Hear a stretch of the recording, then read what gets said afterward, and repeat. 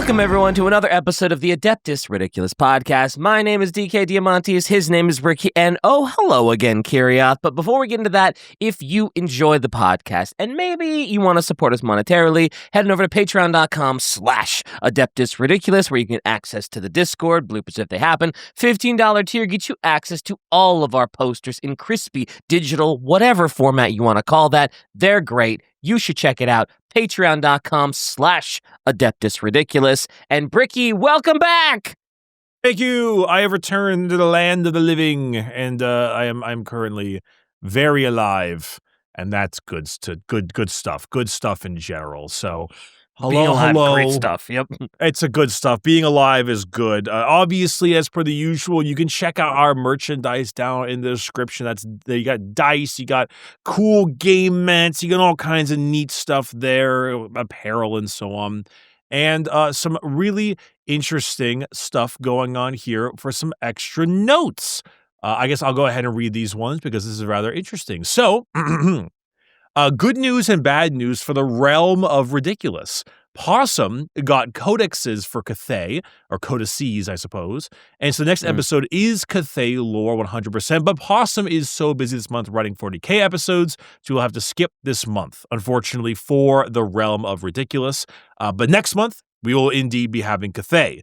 Also, no Trench Crusade or anything else this month. We are hard locked to 40K. And if you want to check out Trench Crusade and more variety lore, you can check out the spin-off podcast known as Acceptable Losses, which they have talked about last week. Also, most likely linked in the description, with all kinds of grim dark lore with Possum, Kirioth, and decay, their own special brand new project. Yippee! Ooh, new episode in the works right now. Yeah, it's going to be really fun. I mean, it's already really fun, but even more fun.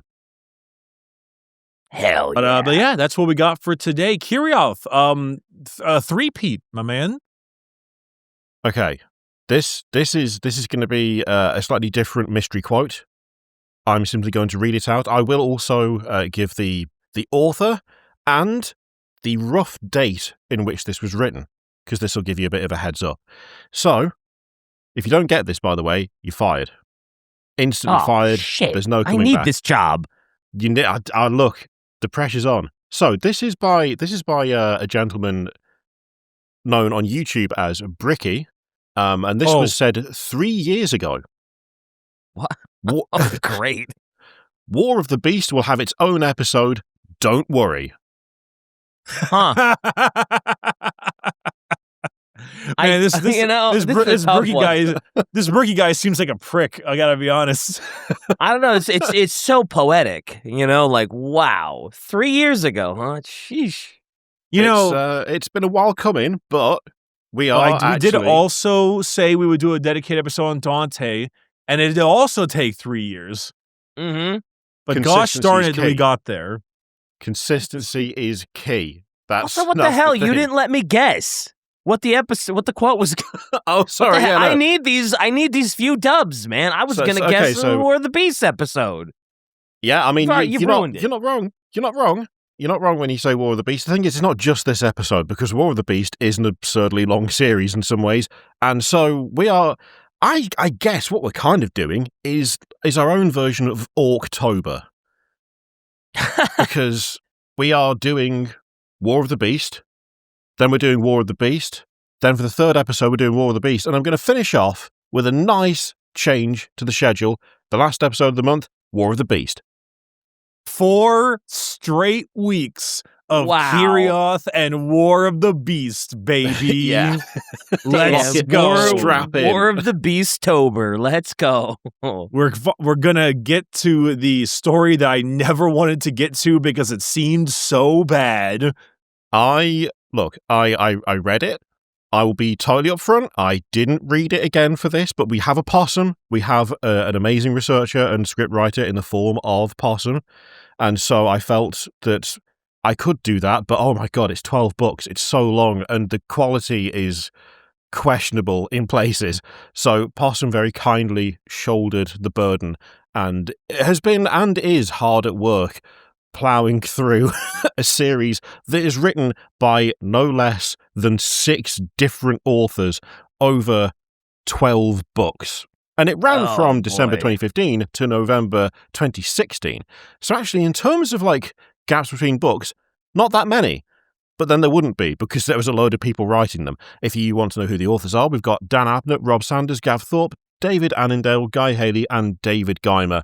And frankly, quite a few of those authors do not write like the other authors on that list, which probably contributes to the slightly disjointed nature of that series. But The Beast Arises, and the war it covers, is it's very heavily discussed, and it's made a bit more tricky due to the number of cooks in the kitchen. Ultimately, though, the War of the Beast has one major purpose, which is to serve as a major transitional point from the early post-heresy era of the Imperium to the hellscape of the Imperium we know and love today. We're going to go over the major events across the book series in a beastly 4-episode series over the course of Orktober. Honestly, Love me some Orktober. There is nothing more enjoyable than pawning off work you don't want to do to other people. I just did not want to do this. I was so unfathomably uninterested in doing anything related to War of the Beast that I'm so happy that you're here and Possum is here. Literally waited until a script writer had been hired to go anywhere near it. It's just like, I'm not dealing with this. Listen, you want me to reread Aaron Dembski Bowden books? I'll do it in a heartbeat. I'll get you another Night Lords episode if you want, but I don't want to do this, and I don't want to do Farsight. Oh, well, hey, we got those taken care of then. Life is good for you then. I can't believe it is 12 books. It's a lot. It's a lot. At some point, I will send you, Shai, the thing I sent to Possum when we talked about doing this, because my breakdown of what I remember from the series was, I believe, described as flawed but accurate, which is one of the weirdest like backhand compliments I've ever received, because I was like, flawed how? But also, how can it be flawed and still right? That doesn't seem like two things that go together. But a full 12 books, we're going to essentially aim for 3 books per episode. So we'll cover the first 3 in this one right now. So if we're going to talk about War of the Beast, we've got to go back in time. Way back. We find ourselves in roughly 554 M32. We are a short, by Warhammer standards, 1,500 years after the conclusion of the Horus Heresy. The traitors have been rushed back to tears in the warp, and humanity found itself in a very strange predicament. Relative quietness, a rarity after the whole, galactic into humanity war. The first Black Crusade had occurred by this point, but even that was getting close to 1,000 years in the past. One thing that was occurring around this time was the formation of the ecclesiarchy. So by this time, the Temple of the Saviour Emperor had garnered quite a bit of traction, and it was officially denoted as the state religion of the Imperium. In 200 M32 Veneris II, the ecclesiarch at the time, he was granted the position of a High Lord of Terror, and by 500 M32, this position had become permanent. It is one of those fun but weird things where 40k and the Imperium as a whole is very much dominated by the idea of the God Emperor, without ever really thinking about, well, when did that happen then? So having that a little bit sort of touched on is kind of cool. Just a little after the whole heresy thing, couple 1,000 years, give or take. It took a while, but it built up a good amount of steam, good head of steam on it. Yeah, just enough time for people to forget what the Imperium was actually supposed to be and sort of deify the person that never wanted to be deified. Yeah. We were supposed to be authoritarian raiders who crushed people under an iron fist. Not the same thing, but with churches. How dare they? A little bit of an aside, but on a Monday morning after Sunday, you can't just say Raiders and not expect me to fall into a deep, deep depression. Raiders. Go on, Kirioth, please. The zealotry was a side effect of the quiet nature of this time. Humanity by now had fairly confidently stomped out the majority of opposition they faced in the galaxy. The largest threat that they had faced was gone, and the Xenos species they'd encountered whilst expanding had been pushed further and further away from Imperial space. In fact, there was only one constant enemy during this time that impacted the worlds further away from Terra, and that was the Orks. They never truly went away, and they never do, but their presence wasn't really something that was taken very seriously by the powers that be. And I've got a nice quote for you here, DK. Let's see. They menaced and harried the edges of the Imperium like packs of feral dogs, and every now and then broke in through the metaphorical fence and got at the metaphorical livestock. Wow. Whoever wrote this quote loves their metaphorical stuff. Once or twice every few centuries, a new and potent bestial war boss arose. Their numbers multiplied in response, and another of their mass onslaughts was unleashed. And that for the last few decades, some of the frontier wars had been especially hot. But even so, they were exactly that. Frontier wars. They were very far away, far too far to act as effective demonstrations of Imperial might to the population of the Terran core, and the Orks had not been a serious, palpable threat since they had been stopped by Ullanor, by the beloved Emperor himself. So at this point, things aren't too bad. Things are all right. The Orks are a bit of a pain, but no one's really taking them all that seriously. And at this point, the battles against them were just scattered skirmishes, and everything else was tidy and neat. Because of that, the Imperial fleet was spread out to the borders of humanity at the behest of High Admiral of the Imperial Navy, Lansung. One of the worlds that was in that area was the planet of Ardemantua, which is one of the worst names. This planet, though in Segmentum Solar, was roughly 6 weeks of warp travel away from the throne world. And they had a problem that was not Ork-related, but a bug problem, which came in the form of a Xenos species known as the Chromes. So this is an insectoid species, robotic. They have 4 limbs that form into digital blades, and they sound like broken computers when they move. The description being a tech noise, which I'm assuming, when you get in a really dodgy taxi and every light on the dashboard is on. Yeah. That's the noise they make. It's the please kill me, but the car speak. Yeah. Mm-hmm. They sound really dope. Like that. I was like, oh, bug problem. Must be the NIDS. It's like, no, it's these weird tech bug things. They sound dope. I mean, Necrons are weird tech bugs also. So, I mean, they are also pretty dope. Mm-hmm. Now, I'm not going to fully throw Possum under the bus here, because I've written plenty of scripts in my time. I know what it means to do a typo or to have an autocorrect come up. But I did laugh when I read the line, "They are described by a mangoes as not harmless but not naturally aggressive." Fruits Really? did not make that declaration. It was a Magos. It's just that, Google Docs doesn't like the word Magos. So, sorry, Possum, but... Do love a juicy mango, though. The declaration of peaches will come for you swiftly, Kyrios.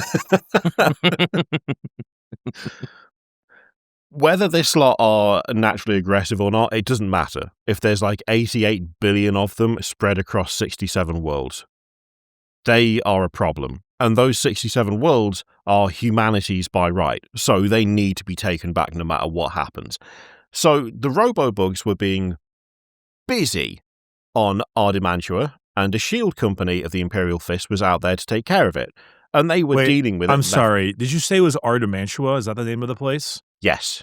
This is going to screw me up so bad, because we just read Flesh and Steel, which is Varangantua, yeah.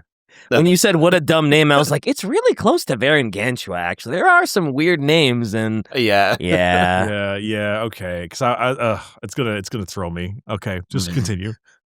No worries. So there's a shield company of Imperial Fists. They've been sent out to take care of it. They were dealing with the bugs. They were sorting them out left and right. This company included Second Captain Corland, better known as Slaughter. But something wasn't right about it. Don't get me started on the whole wall name thing. Quite a nickname. It's a whole thing. It will probably come up in later episodes, but for now, we're gonna slide past it. Yeah. So there was something weird with the behavior of the Chromes. They were moving as if there was something else bothering them, something that the Space Marines hadn't noticed. That was until it became kind of unignorable mid-transmission between Slaughter and another Imperial Fist. So I'm going to give you this bricky. Ooh, okay. His words were drowned out. A sudden and deep noise boiled out of the guts of somewhere, out of space itself. It was brief, but it was immense. It shook the nest. It overloaded the frequencies of their Vox systems for a moment. It hurt their ears. Slaughter's visor display took a moment to reboot. What in Throne's name was that? He asked. Contacting the fleet, reported Frenzy. Checking. There was another burst about half an hour later, duration 7.9 seconds. By then, Slaughter's force was locked in a furious hand-to-hand war with dozens of veterans. The noise took them all by surprise. Am I the only one fighting for my life when they say, like, oh, it's Slaughter's forces? Like, it's so edgy try-hard that, like, it's so comically edgy that every time it was just said, I had to, like, move away from the mic to stop myself from, like, just audibly guffawing at it. I mean, let's be honest, the bromance between Slaughter and Frenzy must have gone immaculate. It's incredible. One of those storytelling decisions where you just look at it and go, yeah, but why? Like, what? Just use the man's name. Like, multiple people signed off on this, and to this day, I still don't really understand why they did. Fundamentally, I don't really get it. But in total, there are 4 of these bursts that happen over the course of 90 minutes, getting longer and longer. Chapter Master Cassius Mirren grew concerned because these disturbances were like messing his lines up and making the Chromes more and more violent. A Magos called Laurentis believed that it was like organic in some way. Mirren questioned how it could be organic if it was detected across the planet, but the Magos cut him off and just went, hey, it could just be like a boosted sonic means of the Chromes trying to tell them something. Meanwhile, in orbit, the data was being analysed and something else was discovered. These sound bursts were masking something different. On a separate wavelength, there were strange gravitational pulses occurring in the upper and outer orbital zones of the planet. This is when one of the strike cruisers, the Amculon, began to fall out of formation. A gravitational anomaly spontaneously opened in their reactor core, and as it fell and everyone evacuated, the battle barge Anthrax just detonated in orbit. It was like the sky was weeping light, and the people on the ground, including Slaughter, believed it was an orbital strike by the Chromes, but there was no time to react to it. Survivors were landing planet-side from the destroyed ships, and the Chromes were going absolutely bananas. There was still a war to fight. But, fortunately, reinforcements were on the way. Word had reached Terra about the difficulty with the Chromes, because the conflict had been going on for a hot minute at this point, and the remaining Imperial Fists were sent out. When we say the remaining Imperial Fists, we mean the remaining, all of them. All the Imperial Fists. 1,000 Imperial Fists. Yep, they were sent to sort this mess out. It had gone on for too long. Full chapter deployment. Let's go. That has never, ever gone badly before. Oh, no. It's never been an issue in the past. So the scale of the conflict was known to these reinforcements, but they didn't know what the current situation was because they were, mid-transit. Sure enough, 2 aggressor-class cruisers arrived, one of which included the Lord Commander Militant of the Imperial Guard. When they arrived, they were briefed on the very recent ship explosions and the continuing damage that they caused. Radiation was pouring through the remaining ships, and the remaining crew on those ships refused to be helped because they knew that it would be a death sentence for any boarding party. As for the cause, it kind of seemed like it was just natural space fucky-wucky going on, but that was not correct. It was explained to Heth that this was not natural. Upon reviewing the data, it was clear that this was some sort of attack, and the source was just over the horizon. So there's a nice little quote here, which I'll read you. By what? By the chromes? The xenoforms? I don't believe so, sir. There are alien voices in the noise bursts. Listen to them, and watch the rising moon. Ardemantua has no moon. It does now. Oh. Is this the... Wait, hold on. Is this the orc attack moons I'm familiar with? It might well be an orc attack moon. God damn, I love this. We're just got like thrusters on the back of a big ass asteroid. Yeah, and then you crash it into a mass relay to kill about 600,000 Batarians. Let's go. Love that DLC. Yeah, I mean, maybe if Batarians had rights, I'd... Did you really have to kill 600,000 Batarians, Shepard? Batarians? What do you mean? It's for the greater good. He's a Tau supporter. Reapers? What do you mean? Air quotes, Reapers. I thought we've dismissed that claim. Mm-hmm. So, there, a thing was hanging. A distortion in space and time, in the shape of something huge and spherical, was lingering over the planet. But it wasn't there yet. If it was there, the location and size of it would cause catastrophic damage to the surface. The distortions, however, implied that something was trying to appear. That is a badass mini. That is great. Oh, that's like an orc version of Unicron from Transformers, the Planet Eater. Wait, it literally it's is. It's literally called Orcacron. Orcacron. Yeah, that's really cool. As someone that loves Transformers and 40K, nice work, whoever did that. Shout out to Dead Dave. That's the handle for the person who made this, is Dead Dave. Orcacron is a hilarious name for that. Absolutely that's great. Though. Love it. Love it. So, on the planet, the conflict was taking a brutal and violent toll on the Fists, and the casualties were heavy. The chapter master was dead, and the lines had been struggling to reform in the hopes that daylight would bring some clarity. However, the clarity that came wasn't great, as the ominous black sphere in the sky was about to change dramatically. In a violent flash, all the remaining ships in orbit were rocked by a massive gravitational burst. When visual was restored, the imaging artifact had resolved itself. It was a massive sphere that, despite being smaller than Ardemantua, was so close to the surface that it looked like a conjoined twin of a moon. And worst of all, objects were scattering from this orb in droves.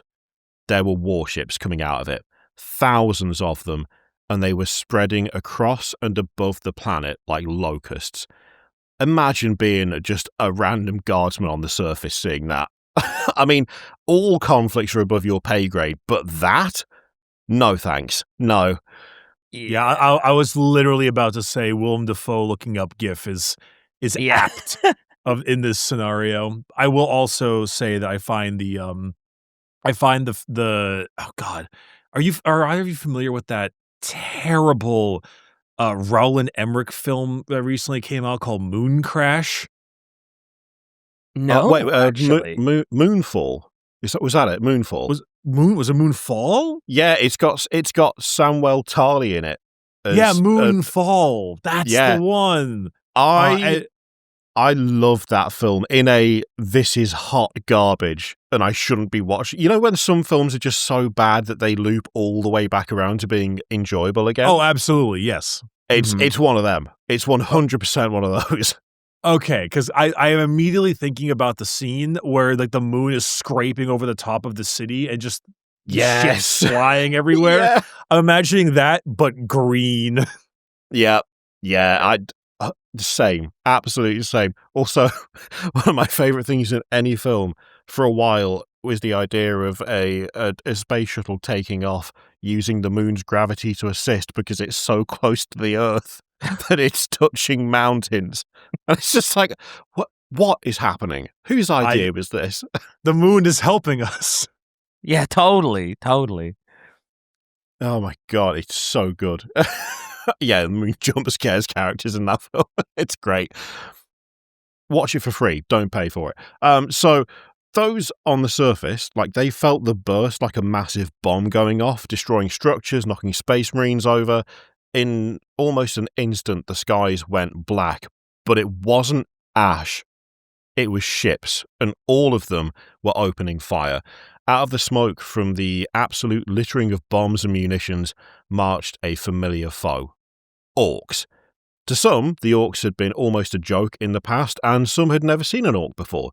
To most, the Orks weren't even a threat. But these Orks were very real, very much a threat, and also surprisingly big. Like, abnormally big. So I'm going to give you something to read there, DK. I love the classic underestimation of the Orks. Even in their little guidebook, it's just all they're stupid. Don't worry about it. Anyway, he understood now. Laurentis understood. I think he understands, guys. He understood why past eras of mankind had lived in fear of the Greenskins for centuries, why the frontier wars had raged forever, why the periodic wars had been threats that had caused the entire population of colonized systems to evacuate and flee, why the prospect of a credible war boss and his horde was something that could make a sector governor or a war master quake. He understood why the Orks were an eternal menace that could never be ignored. He just didn't understand how they could be 6 warp weeks. He just didn't understand how they could be 6 warp weeks from the Terran core. That is not a lot of a barrier between a horrible invasory threat and the home world. That's not great. Yeah, that's a big fleet that's not very far from home. Yeah. I mean, kind of sick, though. I mean, the best way... who needs a dry dock? Truly, though? Like, who needs a dry dock when you can just take the planet with you, you know? That's true. Yeah.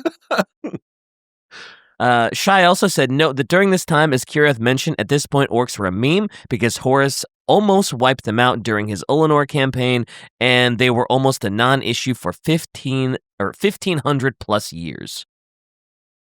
So it figures why they'd be like, oh, Orks, not a threat, whatever. Like, we haven't seen them in 1,500 years. They've just been little, small outbreaks here and there, but It's literally gone from small skirmishes nowhere near home to, oh dear God, there is a moon spewing out Ork battleships 6 weeks from home. What the hell is this? Literal planetary dry dock shooting through space and just overflowing this planet that's only 6 warp weeks away. Not to put the cart before the fleet, but what is there, like, do they explain how it got here so quickly, or is that just like the Orks are here, deal with it kind of thing? So that will most likely come up. But, okay, eventually we'll talk about that. Yeah. Okay. It's okay. It's different to how you might envision things normally.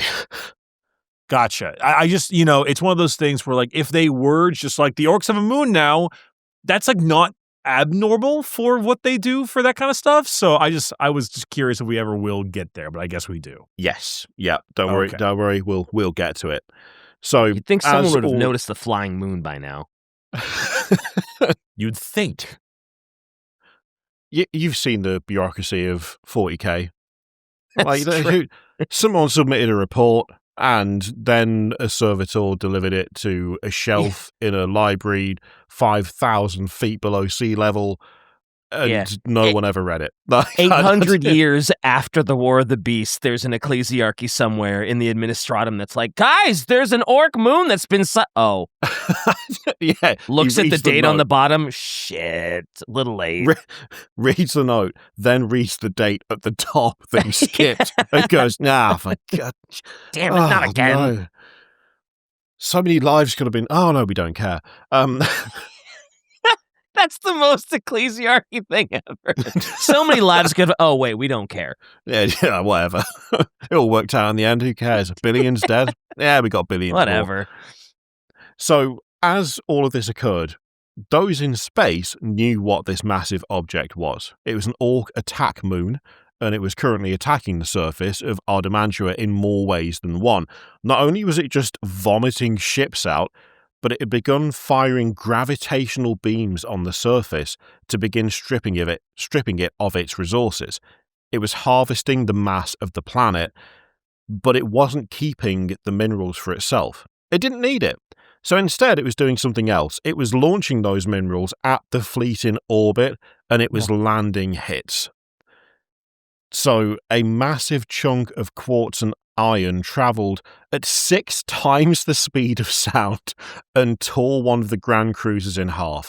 Most of the ships felt like they were ready for the Orks, especially considering Ullanor, but the amount of damage and the improbable physics being displayed by this moon was horrifying the crews of the fleet. Some of the commanders said the Emperor protects, but they were met with the phrase, "He used to, but we're the only ones here today." Rough. Yeah. So the Orks' ammo supply was just the planet? The planet, yeah. Gotcha. Wow. All right. That is sufficiently orky. All right. Cool. And terrified. Mhm. We're trying to protect this world, and they're throwing chunks of it at us. At What light do we speed. do? It's just, Jesus. So the death of the various Imperial Navy ships, it lit the sky like fireworks, and despite some Space Marines hoping that those explosions were Ork ships, they knew better. One by one, communication was lost with every ship in orbit. Standing alone in a sea of Orks was Slaughter, who triumphantly yelled, "Who is first?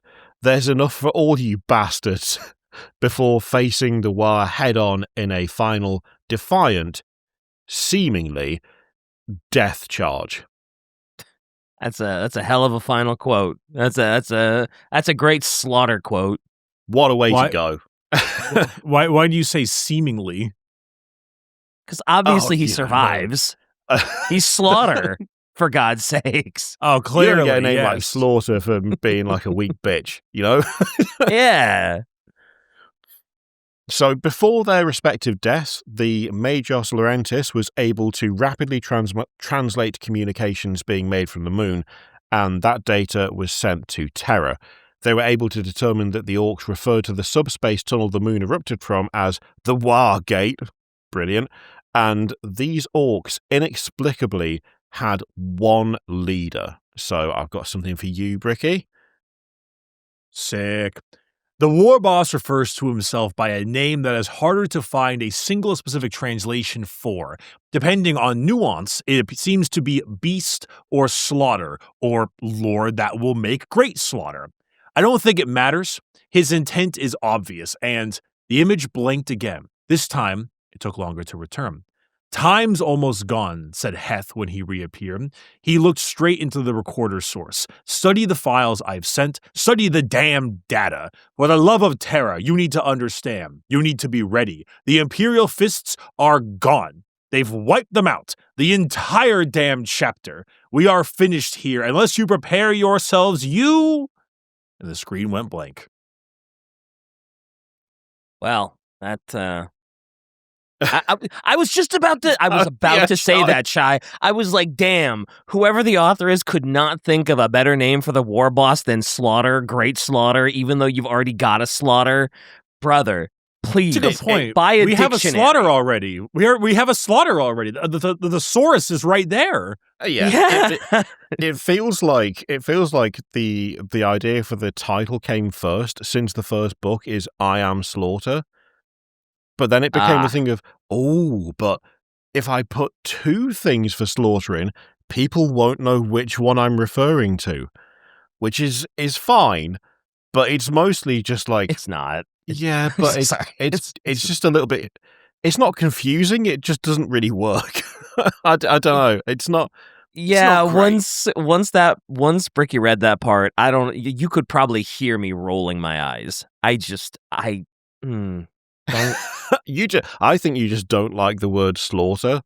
being used Slaughter's as a a name. great word. Well, using it as a name is a little edgy, but hey, I've done some edgy try-hard stuff in my time too. I'll let the dude being named Slaughter roll, but like also giving it to the war boss is like, come on, man.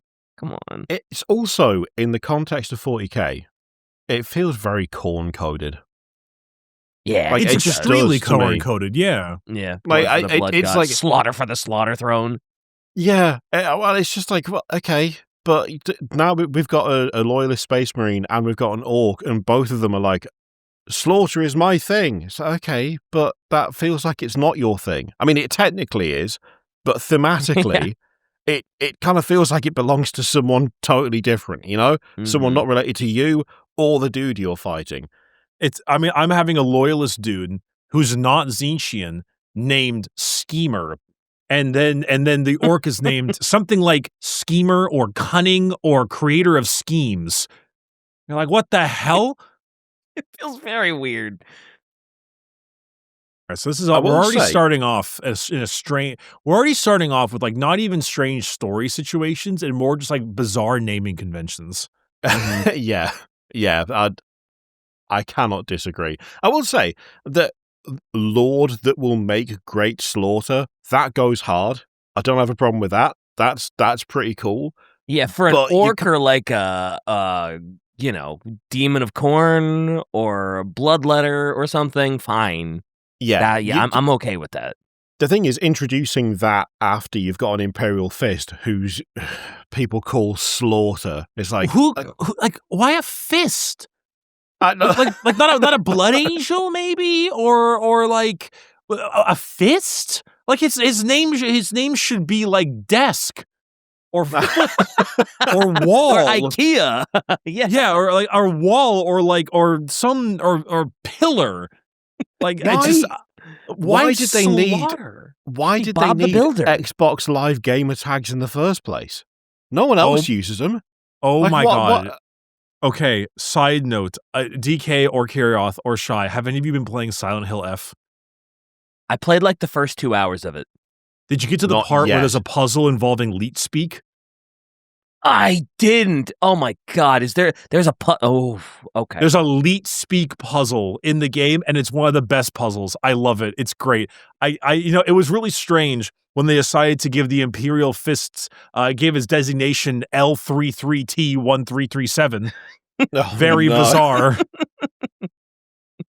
His name is actually lowercase x, capital X, slaughter, capital X, lowercase x, obviously. And the orc's name is X or bringer of X or X killer or X gonna kill it to ya. XX X killer 420 _XX. That's gotta be. Yep. Yep. So after this, after the information was sent away, before everything went boom, there was an immediate call to bring the High Lords of Terror together to discuss the next steps. It needed to be done now. Absolutely now. This is a serious crisis. It has to be taken seriously. But also, you can't be telling people that the fists have been eradicated. That's bad for morale on every level. So they needed to step up their game. As stated by the Grand Master of Assassins, Draken Vangerich, what a name, beasts arise, and as they arise, so must they fall. Sure.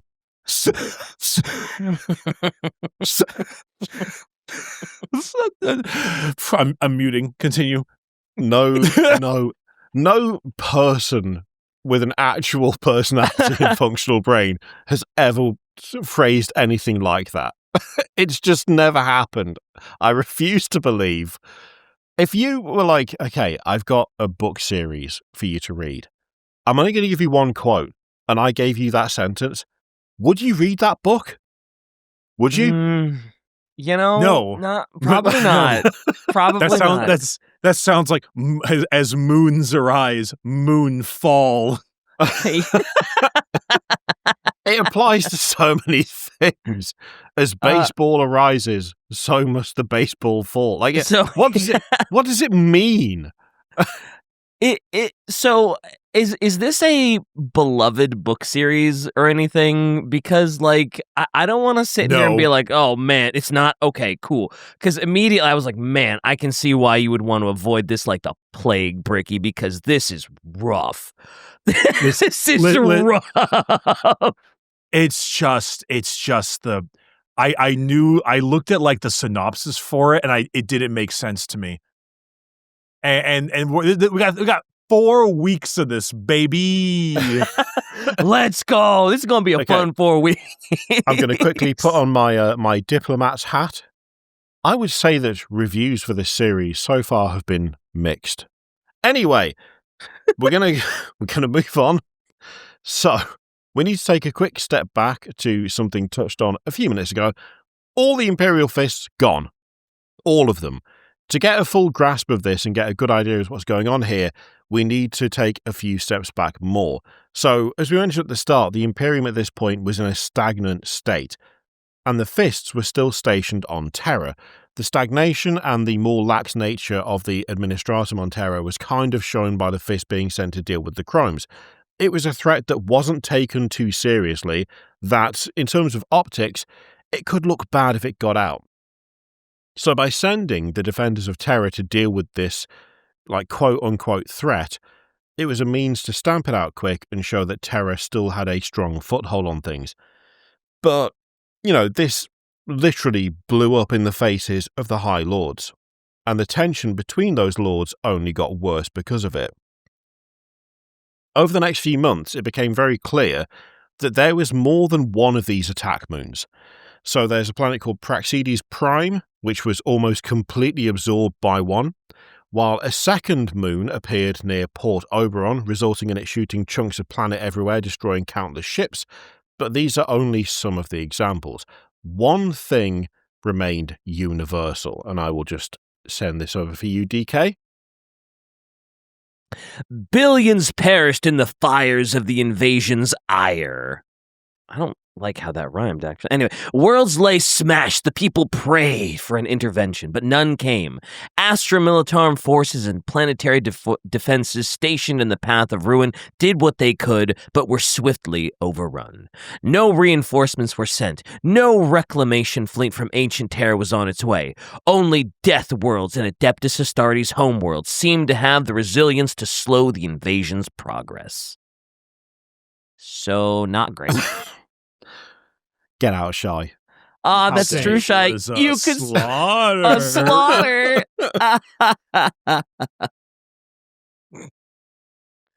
Oh, God. So, the apocalyptic tide of the beast and the lack of response from Terra caused panic across the galaxy. Some people viewed it as a time to fight back, and they tried to, unsuccessfully, while others felt that this was some sort of divine punishment. To them, they felt the Emperor was stagnant, and whatever was causing this apocalypse had a fury that they missed from their once holy Emperor. Temples were defaced, and the Orks were worshipped. The High Lords were completely unable to come to an agreement on anything, and this caused a lot of infighting. So High Admiral Lansung refuses to cooperate entirely, even with the Astra Militarum, which is quite a problem, given that he's the High Admiral of the Imperial Navy. He explicitly sent out a notice to the fleet and sends them to the Glaucasian Gulf as soon as possible, leaving defense in disarray. And as all of this is happening, Draken Vangerich, which is still a great name, even if his quotes are garbage, he's doing what a good Grandmaster of Assassins does, and he's plotting behind everyone's back. So, early on, like prior to the loss of the Imperial Fist, he was tipped off about the potential Ork threat by an inquisitorial representative. So, he's been keeping his finger on the pulse. He saw a series of unstable dominoes around him, and he needed them to fall so that something could be fixed. The first of these dominoes was the Ecclesiarch Ericart Measuring. Some of the names in this drive me up the goddamn wall, I'm not going to lie. So this Ecclesiarch, Ericart Measuring, was a friend of High Admiral Lansung. He'd become elitist, materialist, and the stagnation ran a massive risk to the stability of the High Lords as well as the ecclesiarchy in general. So because Drakon Vangerich is a sneaky little guy, he disguised himself as a priest and infiltrated his quarters. He demanded that he use his powers as the ecclesiarch to call for an emergency meeting of the 12 and declare a war of faith. He believed that an invocation of a holy war would stir those who still had an instinctual hatred of the Xenos and give humanity a new banner to fight under, one so strong that Lansung would recall his fleet and they could reunify and fight. If in doubt, you got to fall back on the classic Imperium policy of kill all the aliens. Anything that ain't you, get rid of it. Let's go. Yep, classic. Start a holy war. Why not, right? Yeah. Everything else didn't work. I mean, you know. Chai. Wait, no way. Is it actually Chai? So Chai says, "Oh my god, I looked up Drakon Vangerich, and the first word of his quote is slaughter." I'm fact checking. Oh, she's right. Oh, for God's sake. Slaughter is harder than Someone people imagine. You know, Someone else read that. I'm not doing it. This entire series is based off the slaughter Sturm Tiger. Man, if only we had that little Dante pin, except it said slaughter from the acclaimed series Warhammer 40k. Now featuring slaughter from Warhammer 40k. That's War of the Beast, baby. So, oh no, there we go. Autocorrect has done a number on this one. I'm not going to lie. Oh, poor Pasta. I'd sorted a couple of them, but there's one I've missed here. So measuring, the guy's name, Ecclesiarch Ericart Measuring, has been absolutely obliterated by autocorrect and has simply been changed to measuring. Poor lad. So measuring was like, no, I'm not having that. And Vangerich said, well, actually, I poisoned you already. You got 3 days to live. Sort it out or you croak. Listen, it's the Grand Master of the Assassinorum, okay? The only more sus character in the entirety of Warhammer is Malkador, and he ain't around anymore. So I think, honestly, they could bring him back if I'm being honest. Who knows at this point? But yeah, so like, you know what? This sounds normal. Sure. Yeah. Sure. Yeah, he's just like, I poisoned you. You've got 3 days to do what I say. And if you do, you get the antidote. If you don't, tough shit. Die. That's it. Those are your choices. Off you go. Which, to be fair, that's more warning than I would have thought a Grand Master of the Assassins would give. Because like maybe 18 hours max. But no, 3 days grace is what he's given there, which is pretty good. Great band, too. What is that gif, Shy? That's one of my favorites. Check it out. Oh, that's the classic. That's the very fast twerking Among Us crewmate. Yeah, that's classic Bricky right there. That is like I use this one quite often. I don't think I've ever seen that in the context of delayed assassination. Is the only thing. We also suppose sus. Yeah, okay. Yeah, sus. All right. Yeah. Also, we have the slower version in case that's a little too quick for you. I don't know. I just love Karioth's reaction of seeing the twerking Among Us meme and him being like, I don't think I've ever seen that in regards to like poisoning someone. Fair, dude. It's fair. It's not usually. This is poisoning my eyeballs, if anything. It's so fast. Okay. Yeah. The way I have my setup as well, so I can see when everyone's talking with the chat on the other monitor, it's like being strobed from the right. This is one of two things that was really bothering Drakon. The other thing that was bothering him had to do with Mars. The Admech were acting weird, even by their standards. And let's face it, they're a bunch of freaks. They weren't really communicating well with the High Lords or the Imperium as a whole, and they seem to be monitoring the movements of the Orks in a fairly close manner, so much so that they seem to be popping around whenever these incursions appear and vanish again. He needed to know... Oh my god, Possum, I'd skipped this one before. He needed to know because they were sussy backers, and only the Grandmaster was allowed to be a sussy backer. Yes! Yes! I only know what one of those two words mean. I don't know what the other one is. You know what baka means? It's okay. It's Japanese for stupid. I love how you immediately assume he doesn't know what baka means. Like, well, I think we could have gone either way on that one. That's true. That's true. Oh, God. Deciphering memes on this channel is like, I don't know if y'all have seen Star Trek at all, but it's like that Darmok episode where they literally speak in metaphors.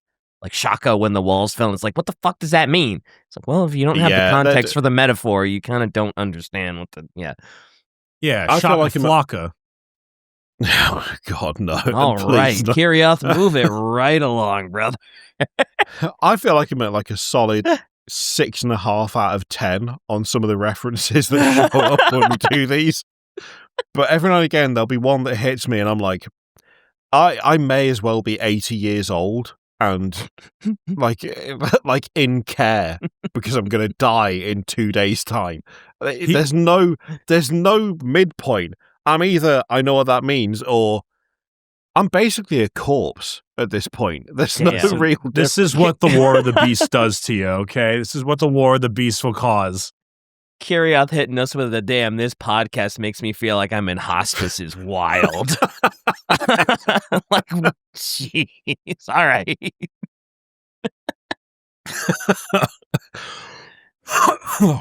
Oh, dear. Right, okay. Look. That took all the air out of my chest. So, meanwhile, whilst the Grandmaster was being a sussy backer, Marshal Beaumont of the Black Templars had a separate plan. A plan that he outlined during a relatively tense meeting with, I love this, Captain Maximus Thane of the Fists Exemplar. What a name. Maximus Thane? You know, Incredible. I'm shockingly okay with that one, actually. That's fine. No, There's no slaughter That's in it. great. We're good. Yeah. It's your turn. Off you go. Your turn, Bricky, right? Yep. I didn't hear the Bricky part. Okay. That's okay. I didn't say it. I was just throwing it out there. Like, all right. I added it because I was like, yeah, that was a little ubiquitous, but you know. Yeah, no, I just went for it. All right.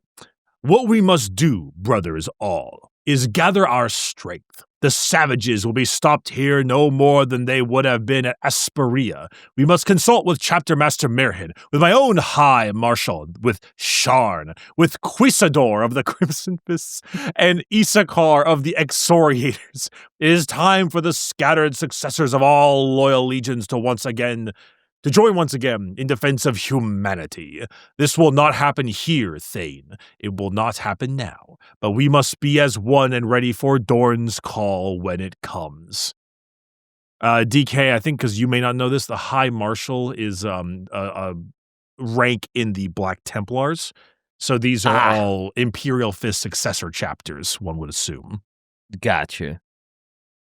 I just love how he felt the need to list all those people instead of just like, yes, we must consult with, you know. Like, damn it, we have to come up with how many new names? We can't call them all Slaughter. It just slaughters all the way down. Mm-hmm. So this will be helped substantially thanks to a discovery. In the ruins of Ardamantua, under the collapsed soil and countless bodies, a single Imperial Fist has survived. Corland, second captain. Wall name, or Xbox Live gamer tag, Slaughter. Because, sure. Yeah. We'll come back to him in a little bit. We need to jump back to Terra for a moment. So, tensions have now reached a bit of a fever pitch due to the extreme hampering of the war effort, and if there's one organisation that hates when things aren't moving, it's the Inquisition. Inquisitorial representative Wynand, much like Vangerich, knew that the gears were predominantly not turning thanks to Lord High Admiral Lansung. Fortunately, through some inquisitorial backchannels, Winan was able to piece together a plan to spring life back into this conflict. In focus were two admirals, Admiral Achaya of Battlefleet Solar and Admiral Price of the Rimwood Fleet. Both of these admirals had a fierce rivalry, but Achaya was exceptionally ambitious, dangerously so. So Winan was able to convince Admiral Achaya to divert course from the High Admiral's meeting point to Port Sanctus, which was currently facing a direct assault from the Orks. A bit blinded by ambition, Achaya broke formation and took his fleet with him. Lansung was not really a fan of this. One of his most respected admirals broke formation, and this ran the risk of outright ruining the perception that he was able to control his own fleet. So, in a meeting, which, hilariously, involved the very same Inquisitor that caused this whole schism, he essentially said, "Oh, it seems my orders have reached the fleet earlier than expected. I was going to end the session by saying I was going to lead the charge, but I guess you jumped the gun, and the surprise is spoiled now."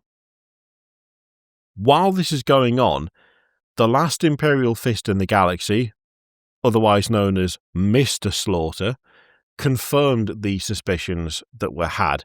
These Orks were unlike the Orks that the Imperium once faced, and something a bit more smart, more violent, and more gigantic had taken their place. He needed to send a message out as a general broadcast as far and as wide as he could, but not just any broadcast. 3 specific words. Words put in motion by Rogel Dawn. Words that were now heretical thanks to the reforms done by Guilliman in the Codex Astartes. Slaughter didn't care, and the message was sent. The last wall. That was the message, the outlawed message. The last wall? wall? Yeah, it sounds super underwhelming. I'll say. Yeah, I mean, are you sure it wasn't the last slaughter? It was not the last slaughter, but I'm gonna. You know what? I don't know the last wall. What is the last wall protocol? What is that? Okay, I'm going to give you 3 guesses on what the last wall protocol might be. DK, you're up. No, actually, no. Let's be fair. Let's be fair. Let's be fair. Okay. Bricky has been, you know, Bricky has been a fan for longer. The entire basis of the podcast was a fan teaching a non-fan, right? So we will start with Bricky. Bricky, what is the last wall protocol? I am assuming, I gotta be honest. There's a lot of words. I am assuming it is every single fleet chapter coming back to Terra and forming a gigantic orbital defensive line to save Terra. Oh, that's not bad. You're not that far off. Okay, DK. Okay. Can you refine that a bit? Refine it? I don't know. Yeah. Because a part of me was like, oh yeah, the Ork threat has gotten so bad that, like, you know, last wall protocol means like there's something that's gotten so bad, it is literally coming for Terra. We cannot stop it. Terra is the last wall of defense. There's nothing that's going to stop it. There's no Emperor. There's no fists. It's speeding towards our last wall. Okay. Yeah, again, you're both very, very close, but Shai has said that she can refine it after DK. Of course she can. She knows what it is. I feel like she already What do you mean? Of course you can. You know the answer. It's down to spoiler text. So I'm going to do one more for Bricky just to really condense it into, given what you said, what DK said, but let's put the focus on Dawn. Really condense it down. What do you reckon? Yeah, Bricky. I mean, like in the stupid way or like in the Dorn way? Aren't they the Because same because thing? because the shade. Okay. because Dorn's like, because the yippee, I stupid get to thing. build a wall. Oh, because the stupid thing is they are literally going to build a wall around the Terra, like a dome. Okay, and it's then not the that. Dorn It's not that way. stupid. It's not that Okay. stupid. The Dorn way to me is screw you, Gilliman, you blueberry bitch. We're rebuilding, like we're putting all the successor chapters back into the one big thing, and then like Uber, like screw you, Uber time of pain. Maybe like a good Terminus decree. That's the only one I got. Shy is calling Bricky No, out. I'm clicking. He read the spoiler. I'm clicking the spoiler now. Fuck you, Blue Gorilla Man. Fuck Codex Astartes, High Lord. Fuck High Lords Terra. We are reforming Imperial Fists Legion. I can see how she would think that you may have read it. I pretty can see why close. she would. That's pretty close. Yeah, I Well, can see Dorn it, Dorn is a notable hater of the Codex Astartes. Yeah, he was True. not a fan. He really hated He that whole really thing. despised it. So I don't think it was that off. Yeah, well, I say we give it to him because I wasn't close. I think you got there. I think you got there. I did not click on the spoiler. If it makes you feel any better, I'm not that much of a shithead. I don't think Shy's gonna believe you either way. I don't need her to. You sit on a throne of lies. You smell like beef and cheese. You don't smell like Dorn. So you are pretty much dead on. So the last wall was a protocol created in secret by Rogel Dawn. It feels like there's been a lot of those now after the creation of the Codex Astartes. So to Dawn, the splitting of his sons, it was painful, especially since he considered his guys to be the warriors to protect Terra. The last wall's purpose was to entirely reunite all the Sons of Dawn into one legion in the event that Terra faced a final threat. Upon calling of the last wall, the Imperial Fists, Black Templars, Exoriators, Iron Knights, Crimson Fists, Soul Drinkers, hell yeah, best chapter, the I love so messy but so fun, and the Fists Exemplar were all to convene in the file system as one and then move as a single unit toward Terra. So, off Slaughter went in hopes that they would reunite. I'm such a fan of the Soul Drinkers mention there. Love it. Love a tasty beverage. They're the ones with the crab dude, right? Yeah, they're the ones who went like rogue. Not chaos, but rogue. They got all sorts of messed up. They were like, we secede from the Imperium. Oh, chaos tempted us away. Nah, fuck you. We're not serving chaos. And then it just became a whole mess. Love them. Good times. So back on Terra, things were going a bit wild in the Inquisition. Lord Inquisitor Veritas, who watched all of the stuff happen with Wynand, was not so certain of Wynand's priorities and felt that she'd become a bit too in league with the High Lords and asked for her to step down. There was a refusal, so Veritas did what most Inquisitors do and sent assassins to kill her. Fortunately for her, Grandmaster Draken felt this was excessive, and he made sure that Wynand wasn't actually killed. He had her death faked and wished her away into hiding. Veritas took over as inquisitorial representative to the High Lords. His tone made it seem like his predominant focus was to make sure that the High Lords were doing the bidding of the Inquisition and not the other way around, but he kept his cards close to his chest. Draken suspected this was the case, and he also determined that Veritas was a bit too close to Lansung, the High Admiral of the Imperial Navy, and he felt they were probably planning something. But, as of right now, Lansung was a bit busy with his 100% fully planned out battle of Port Sanctus, which he only did because one of his sub-admirals decided to go after. Almost half of an entire Segmentum fleet was there for battle against one of the attack moons.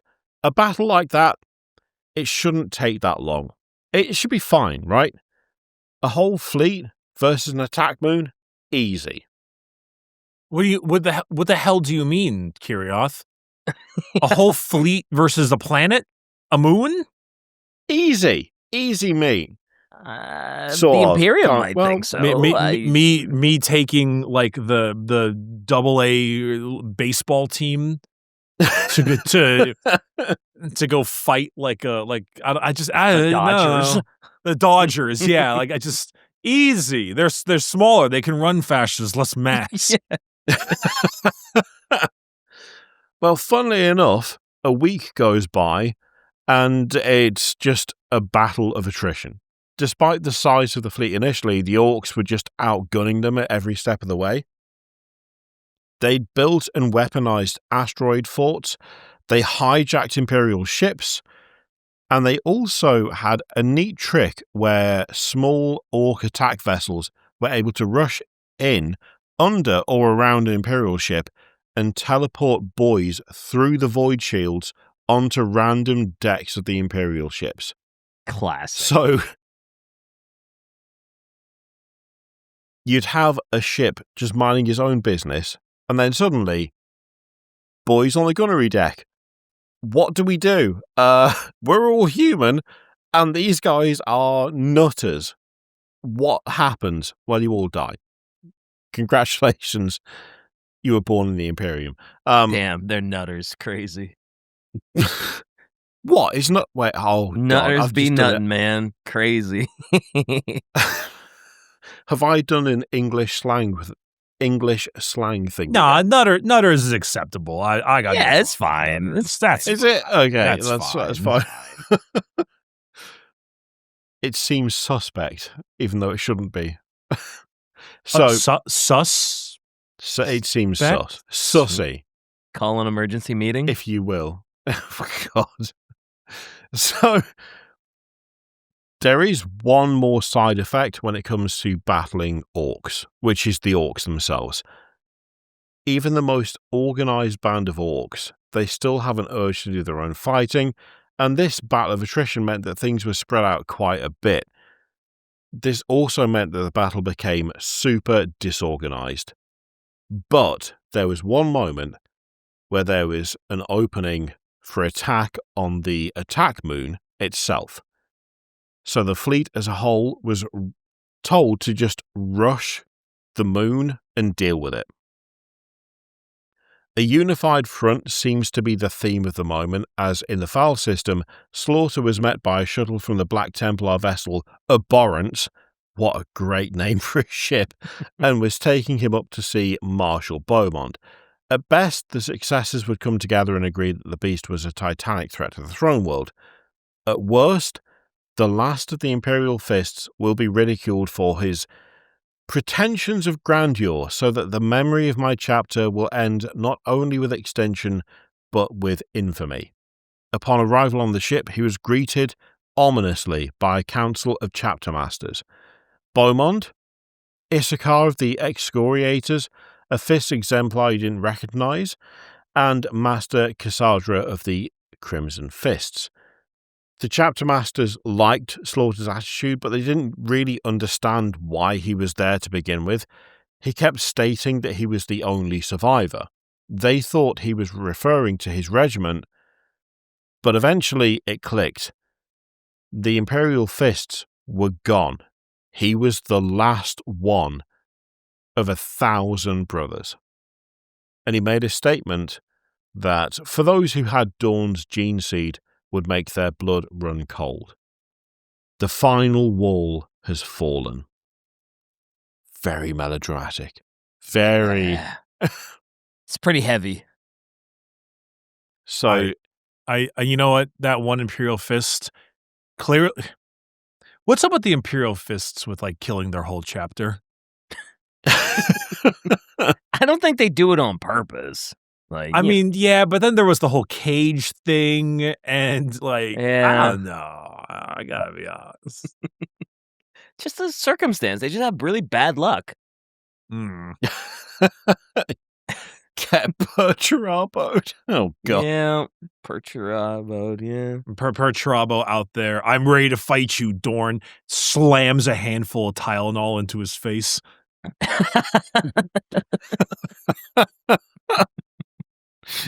Oh, no.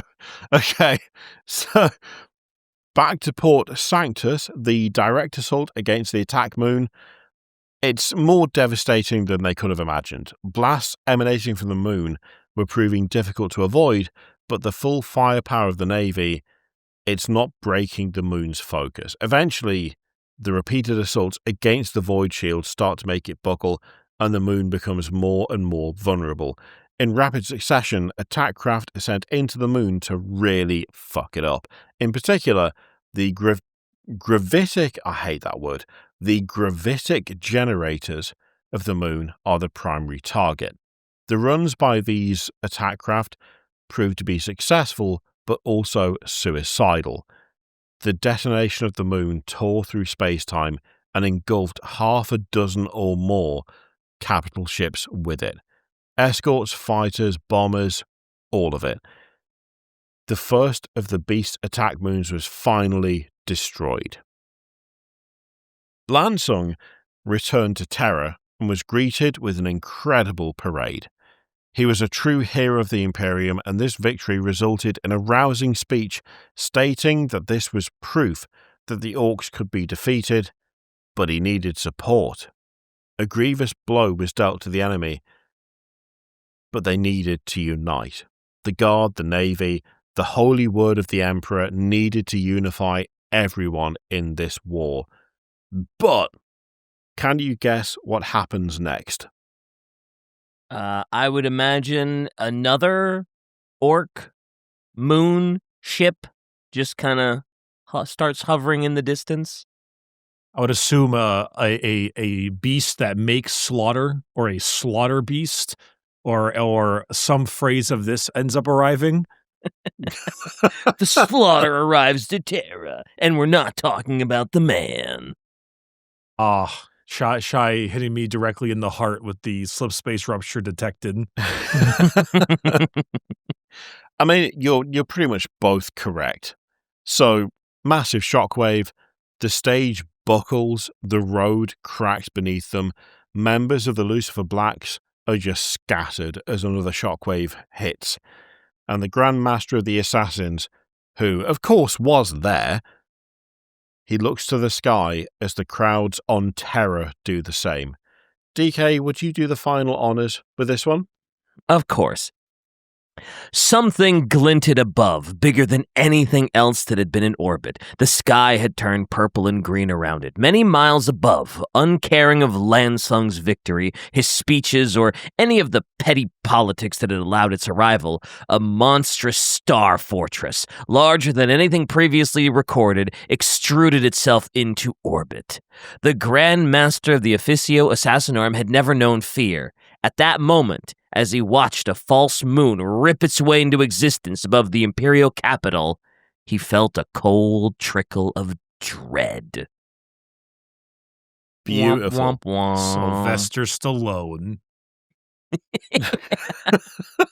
That movie is so campy, but it's so good. Anyway, yeah. But as we expected, more orcs. Yep, 100% more orcs. And with that quote, we will see you next week for the next 3 books of the Beast series. What a journey this has been so far. Holy.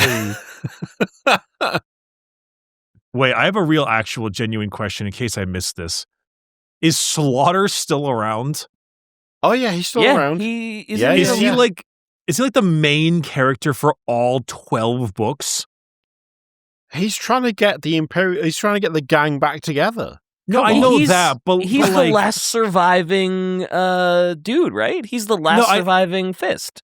No, I know that, but like I didn't know if he was like because you know the main characters in these books often are not like the ones that are the most important, you know? Right. And right, so right.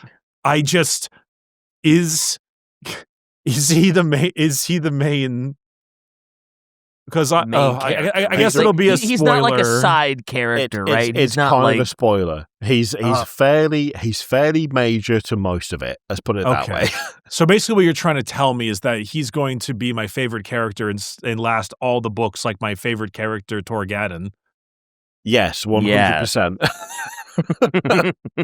Man, I fucking hate Lucius the Eternal so much. Oh yeah, fuck that guy, dude. Oh man. Even though he didn't cause that problem, just like I'm just mad about him for some reason. It's because he's such a shitter. He's a bullshit liar. His whole thing is I'm the best at close combat until someone murks me, and then I just respawn anyway. Fuck off. Garbage. Yeah, but he did kind of back it up. He did kind of back it up when he was a human, or when he was a Marine, a little bit, you know. He was really good, but he demonstrably wasn't the best. And him being arrogant about, like, look, I'm super arrogant about what I can play on guitar until I don't play guitar for 6 months, pick it up, and then go, oh, actually, I'm a piece of shit. He's that, but 100% of the time with a sword. He's just not that great. He's fine. He's perfectly good. Better than 90%. But when 90% are just untrained arseholes, who cares? You know? Me stabbing the beast or some giant orc warboss that has killed all of my friends. God, I hate you, Lucius. As I chop the orc's head off. Also, Shai wants to know, what's your impression of the War of the Beast so far? Since we got, a little longer. I think it has good ideas. I think there's good to be had here. There's a good story to be had. It just sounds like maybe the execution is a little lacking because, again, there's how many different authors that are all pooling together to try and make this thing happen. Yeah. So I think the story is fine. It's just too many cooks. I would say one of the biggest issues with the Horus Heresy is A, it's too long. Because it is. It's so fucking long. And like half of it you don't need to read. And B, you can tell who writes what. And I'm not suggesting that one author is necessarily better than another, but different authors have... I'm being very diplomatic. Different authors have very different styles. And so, like, when you read through the Horus Heresy, for example, you get a feel for what each author is doing with each book. And it didn't necessarily work great for that series, good though that series is overall. So try to condense that into effectively like a year and a half's worth of 12 books. I just don't think that was ever going to be like an absolute winner across the board. Yeah. Because tonal differences, like writing styles, also fuck wall names. Why did they do it? Slaughter and Frenzy and fucking, like, I don't know, Kill Shot and Teabag or whatever. Why is that even in there? The last surviving Imperial Fists Teabag. It's just stupid. No one was asked. You know when you sit there and you go, okay, no one asked for this. No one wanted it. No one was sitting there going, you know what would make, Space Marines more approachable? Fucking gamer tags. That'll make them more approachable. No one thought that. What was the point? Why did we do it? We don't know. And there's no good answer for it. And it's just, I will say it is a writing phenomenon, a Herculean effort in writing to somehow get 12 fucking books out in the span of a year and a half. Oh, God, yeah. I mean, that is insane. I mean, I just gotta be honest, I mean, Mass Effect 3 was done in a year and a half, and that game is flawless. Sir.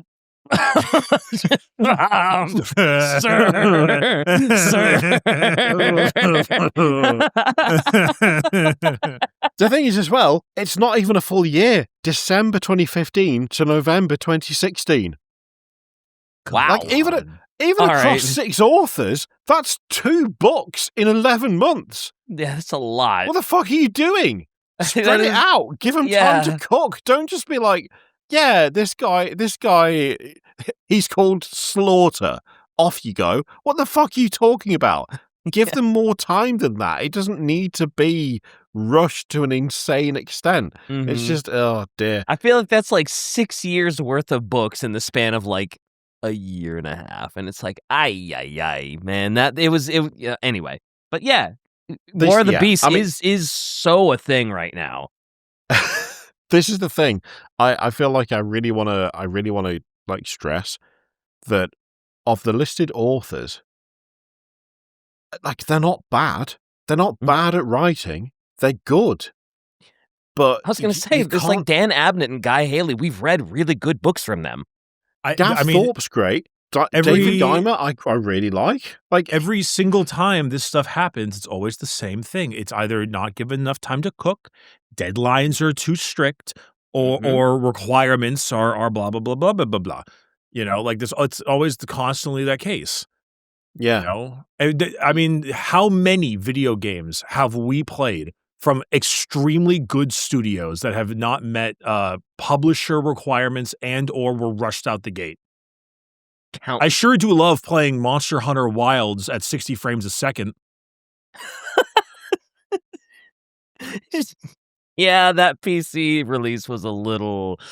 Yeah, I mean, unless I'm you not had a playing Dynamo Monster Hunter supercomputer. It was tough. Do you remember trying to play Dark Souls when it was ported to PC? Oh No. God, yes. That initial launch, holy shit, that was rough. That was absolutely atrocious. Not me, like you watching me start Fallout New Vegas every single day with like a lawnmower, like, come on, work this time. Yeah. Or honestly, Cyberpunk on release was pretty gnarly on release. It got a lot better, but on release, it was yikes. Yeah. Actually, Expedition 33, made by ex-Ubisoft people who turns out are actually talented when not forced to make a slop by AAA corpos. Yeah. I love that game too. God, what a good game. It's so good. It's the game of the year. It's so good. Oh, yeah. It has to be. A friend of mine absolutely hates Ubisoft games. Like, absolutely hates them. And didn't play Expedition 33. Specifically because they'd heard that it was like Ubisoft devs, and then they finally picked it up and went, this is the best fucking game I've played for like 10 years. Yeah. What is going on? I'm like, yeah, it's almost like if you're not under horrendous pressure and like the most work for the least money, you get to create cool stuff. It's almost like that's how that works or something. Yeah. I cannot wait to play my brand new Mass Effect that's going to maintain all of its ideals under the new Saudi Arabian acquisition. Anyway, I sure do love War of the Beast. I can't wait for it next week. Smile. And then 2 more weeks after that. Fucking let's go. Strap in. Let's go. Oh, strap in. We haven't even met the beast yet, baby. Yeah, no. Let's go. I haven't seen him.